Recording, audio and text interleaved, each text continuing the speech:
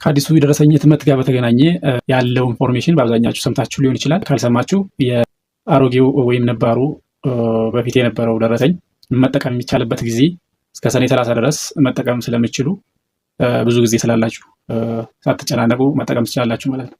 ከሰኔ 30 በኋላ ለገቢዎች አሳውቃችሁ መወገድ ስላለበት ከዚያ በኋላ አሮጌው ይወገዳል ማለት ነው። የደረሰላችሁ ደግሞ የደረሰላችሁን መጠቀም ትችላላችሁ፣ ያኛውን ጨርሳችሁ ማለት ነው። ምክንያቱም በቁጥር ስለሆነ የተሰራው እናንተ በላካችሁት የደረሰኝ ቁጥር ስለሆነ የተሰራው እንዳይምታታባችሁ ወይም ሚስ እንዳይሆንባችሁ በትክክል ያኛውን ከጨረሳችሁ በኋላ ይሄኛውን ከደረሰላችሁ መጠቀም ትችላላችሁ ማለት ነው። ካልደረሰ ግን ያላችሁን የደረሰኝ አይነት እስከ ሰኔ 30 ድረስ በዚሁ እየተጠቀማችሁ ትቀጥላላችሁ ማለት ነው። ስለዚህ ከዚህ ከደረሰኙ ጋር ያለው ነገር ይሄ ነው።